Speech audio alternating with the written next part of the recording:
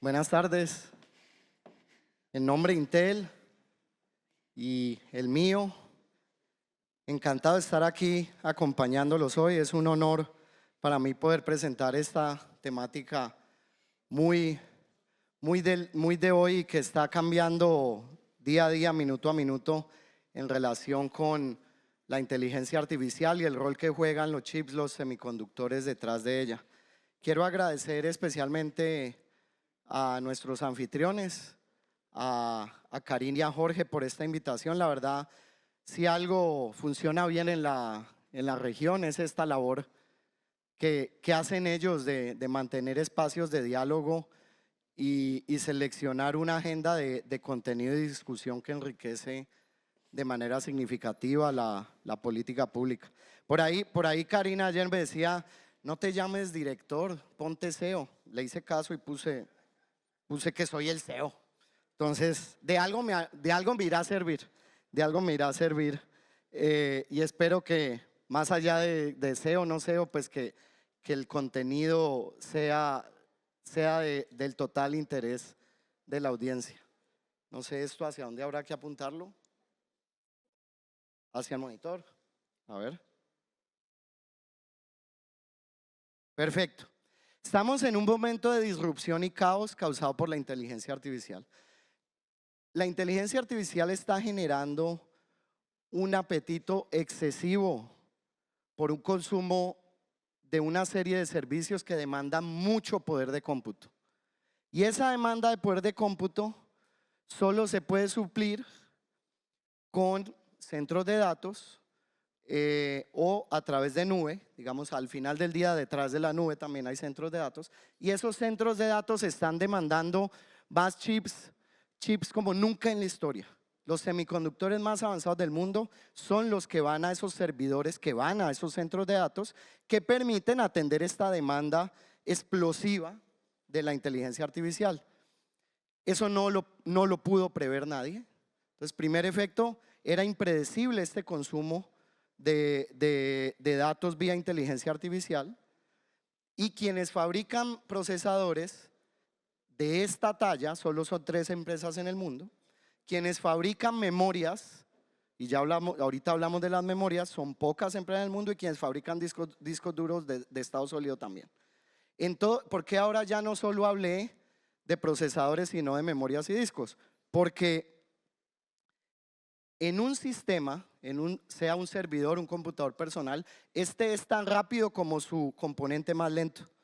Entonces, esta sobreinversión para atender la demanda de uso de la IA que se está dando en centros de datos mundiales, demanda procesadores, memorias y discos. Los 3 demandan chips, los 3 demandan semiconductores de un grupo muy reducido de empresas. Entonces, se genera una escasez global, que hace 3 años la vivimos en pandemia, pero por otras condiciones, y era impensable que volviera. Ha vuelto. Entonces, hoy el costo de la TI está desbordado, hay temas de suministro, pero hay una paradoja muy grande. Todavía no hemos empezado siquiera a usar el 10% del potencial de la inteligencia artificial. A nivel de uso, la gran mayoría del uso hoy por hoy de la inteligencia artificial tiene que ver con consultas de información o de entretenimiento no relacionadas con trabajo. El sector productivo todavía no ha absorbido la inteligencia artificial. La inteligencia artificial, que se puede traducir en lo que llaman la IA física, tampoco ha despegado. En Latinoamérica, solo 14% de los proyectos de inteligencia artificial tienen que ver con despliegue de agentes. Entonces, a lo que voy es, no tenemos indicación que vamos a salir de este caos. Vamos a seguir en el caos. Porque si tenemos esta explosión de demanda por infraestructura y todavía estamos en los inicios de la adopción de la inteligencia artificial, quiere decir que este ciclo va a seguir, con consecuencias muy importantes para reguladores, para autoridades, para gobierno, que es dueño de infraestructura, para los telcos, que como pudieron ver, están en una situación muy retadora como negocio, con una presión de inversión grande. Sumémosle a esa presión de inversión grande que ahora deben tomar esas decisiones en un mundo mucho más volátil al que estábamos acostumbrados. Los semiconductores, entonces, como ya vimos, están detrás de toda esta infraestructura, y lo que está pasando con una telco hoy por hoy, o con un gobierno que quiere instalar infraestructura de datos soberanos, por ejemplo, por temas de seguridad o para la salud, o con un gobierno que quiere promover el cómputo para la ciencia y hacer I+D, les está pasando que nunca habían tomado tantas decisiones en tan poco tiempo. Porque se siente esta presión de avanzar, de no quedarse atrás, y estas inversiones van de toda la cadena del ecosistema digital. Todo ecosistema digital tiene infraestructura de cliente, smartphones, computadores, tabletas, etcétera, de borde. Todo lo que tenemos en las Smart Cities, hay cómputo detrás de ellas. Las redes, recordemos que las redes telco están migrando con la llegada de 5G y a futuro de 6G, están migrando a red de acceso virtual, el core de las redes y los centros de datos. Y estas son decisiones de inversión muy complejas, porque en un centro de datos, si yo hago un refresco, eso mínimo puede que dure 7 años. Si yo me equivoco ahora, la voy a pagar durante 7 años. Y a ningún gerente de TI le van a volver a autorizar refrescar sus servidores a los 2 años porque se equivocó, porque compró mal, porque compró la tecnología que no era la óptima para correr estas cargas. Y ahí quiero tocar un punto muy importante. Uno dice, ¿y por qué adoptar inteligencia artificial implica refrescar o cambiar la infraestructura? Porque recuerden que detrás del cómputo lo que hay es operaciones matriciales, cálculos de inferencia, todo eso. Y todo eso cambia dependiendo de la carga. Hace 10 años, cuando no estábamos en el boom de la inteligencia artificial, casi todo para lo cual usábamos un ordenador tenía que ver con redes sociales, con aplicativos locales, con e-commerce. Eso no es que lo hayamos dejado de usar. Los computadores, aparte de lo que ya hacían todos, le estamos pidiendo que corra aplicativos de inteligencia artificial. Le estamos pidiendo que haga inferencia. Le estamos pidiendo que hagamos predicción. Y eso requiere que el procesador venga con otras órdenes. Y eso es lo que hace que se necesite refrescar la infraestructura, porque la infraestructura que tengo no me sirve para hacer esas nuevas tareas. O alguien diría, me sirve, pero las puedo hacer muy lento y consumiendo mucha energía. ¿Sí? Y hay algo muy importante, y yo lo notaba ayer, todo el mundo hablaba de soberanía, y yo voy a volver mucho sobre esto, pero me daba la sensación que cuando todo el mundo hablaba de soberanía, hablaba era de fierros. No es que necesitamos el data center, eso nos hace más soberanos. No es que si monto no sé qué, eso nos hace más soberanos. Lo que nos hace más soberanos no es eso, es el talento. Y yo quiero cerrar hoy el mensaje con eso, pero aquí ya lo voy anticipando. Los países y los gobiernos se dividen en quiénes van a ser exitosos y quiénes no, no en el que compre más fierros, porque ya vimos, esa decisión es difícil. Y en un ambiente de alta incertidumbre es aún más difícil.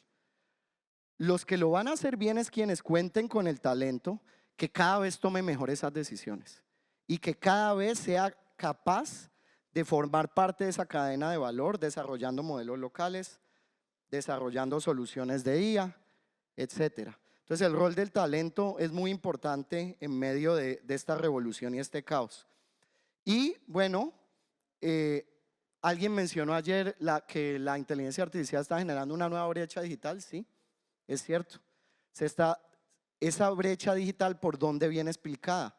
Pues porque gran parte de la población creció en un mundo sin IA. ¿Qué significa? Gran parte de la población, incluido yo, no estamos entrenados en el uso de la inteligencia artificial, menos en desarrollar soluciones y menos en la ciencia que está detrás de los modelos. Entonces, hoy por hoy, hay esa brecha en las instituciones. Esta es una encuesta que hizo el Digital Education Council, este año se publicó, sobre la apropiación de inteligencia artificial en la educación superior. Esto ni siquiera son colegios. Y ahí está mezclado público y privado. Y el 66% de los estudiantes dice, Yo no puedo aprovechar la IA porque no tengo acceso a herramientas. Y herramientas no es solo el computador, sino también obviamente recursos aplicativos. También sigue siendo muy importante el tema de tener directrices claras en las instituciones. Hoy por hoy, aunque parezca loco, muchas instituciones educativas está al libre albedrío el uso de aplicativos de inteligencia artificial, con los problemas de fraude que eso puede tener, con los problemas que puede generarse en el aprendizaje, que un muchacho ya no use su cerebro, sino que use un cerebro prestado. Y por último, pues también esto requiere un acompañamiento para darle un uso de aprendizaje a la IA, no un uso de entretenimiento. Ayer creo que en una de las charlas se habló de eso. En una de las charlas alguien dijo, oiga, en Latinoamérica, campeones en el entretenimiento. ¿Sí? Yo también soy campeón en entretenimiento, pero pues también hay que hacer la chamba. Y tenemos que crear y cultivar seres humanos y una fuerza de trabajo que no solo sepa de entretenimiento. Entonces esto, y aquí ya voy cerrando, yo lo que quiero con traer esta realidad, que en una empresa como Intel pues la vivimos desde que nos levantamos hasta que nos acostamos, y es aportarle a las autoridades presentes y yo en qué me enfoco, ¿sí? Alguien hablaba de la proactividad legislativa. Esa proactividad bien enfocada podría ayudar a salir del caos, ¿sí? El problema es que la proactividad está llegando donde no se le necesita. La mayoría de proyectos de ley, por ejemplo, de la región, quieren regular la IA. ¿Cómo regulo algo que está cambiando tan rápido? Que no tengo el talento que entiende. Para regular hay que tener el talento que entienda qué es lo que hay que regular. El talento no está. ¿Y cómo regulo algo que además sufre de la volatilidad de mercados de dispositivos tan complejos como los semiconductores, las memorias, los procesadores y los discos? Entonces, ¿en qué se puede enfocar una autoridad? Porque esto es multiautoridad. Ayer lo hablábamos en la mesa de CAF y con los estudios que lanzaron los amigos Víctor y Ángel y con los estudios que mostró Sebastián Cabello y la misma CAF. Esto es multiagencia, porque por un lado las autoridades de educación y ciencia tienen que estar desde ya dedicadas a cerrar esa brecha de infraestructura, contenido y entrenamiento. Si no, estamos poniendo curitas. A largo plazo, el país que puede aprovechar los beneficios de la IA es aquel que tenga ese workforce, ese talento entrenado para usarla. Las autoridades digitales, y aquí me refiero a las agencias o a la presidencia o llámenla como sea, todos los días están tomando decisiones de infraestructura. Los data centers soberanos, los sistemas de cómputo paralelo, los sistemas de high performance computing. La única cura que hay ante la volatilidad es que siempre esas decisiones se tomen con mucho diálogo, se dialogue con la industria, con quienes desarrollan la tecnología y estén basadas en estándares y arquitecturas abiertas. Aquí el riesgo de vendor locking, aquí el riesgo de non-trusted vendor es muy alto. Entonces ese es un mensaje para todas las autoridades de compra pública o autoridades digitales. Deben tener diálogo premercado y ese diálogo debe estar enfocado a lo único que nos cura frente a una volatilidad de la infraestructura y es depender cada vez menos de estándares cerrados. Lo tercero, y esto es algo que se pregunta mucho de los reguladores que vinieron, el regulador telco sin duda se está quedando sin rango de acción. Yo no lo veo tan así, o depende cómo lo vean. La telco, con las presiones que tiene de consolidación de sus centros de datos, de buscar un mejor uso de la energía, una mayor seguridad y migrar a 6G o seguir migrando sus redes hacia una red más eficiente, la mejor forma de ayudarla es reducirle cargas. Ya tiene carga suficiente con esto, ¿sí? Y incluso si un regulador quiere ser muy proactivo o tiene poderes y facultades de promoción de inversión, debería ver cómo ayudar a que se acelere la adopción de Virtual RAN y Open RAN. ¿Y por qué a un regulador le debería interesar eso? Porque eso va a traer mayor competencia en una capa donde nunca lo habían podido traer, que era en la capa de proveeduría. Los reguladores viven, yo fui regulador, uno vivía obsesionado con la competencia aguas abajo. Cuando todos los libros de texto le dicen a uno que la mejor cura siempre está buscar competencia aguas arriba.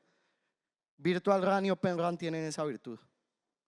¿Ya? porque no, ya le ayuda al operador a tener menos efecto vendor locking de sus proveedores. Y finalmente el legislador, ayer lo dijimos, un reto de estos no se enfrenta solo, a lo mejor todos los países necesitan una ley o una política industrial de inteligencia artificial, en algunos países no necesita ley, en algunos puede que sí, y automatización. Definitivamente hay un rol para regular los usos de altísimo riesgo, estos temas de armamento y todo eso. Es probable que se necesite cambiar leyes de educación en más de un lugar para esta revolución que está trayendo la inteligencia artificial en la educación. Y, ¿por qué no? Por ahí, ahorita hablaba con el exministro Molano, gran colega, de pronto necesitamos una nueva ola de liberalización en Latinoamérica. Ayer decían, este mercado ya merece casi todo regulaciones post. Ex ante el riesgo de equivocarse es mucho, ¿no? Estamos viendo entrada y salida de jugadores, hoy lo hablaban en el panel de los telcos, consolidación.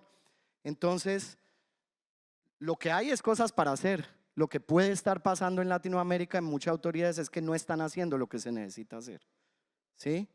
Entonces, estos son los grandes aprendizajes que traemos de toda esta crisis. Nosotros estamos como Intel muy activos en toda la región con las autoridades de compra a ayudarles a hacer compra neutral, ¿sí?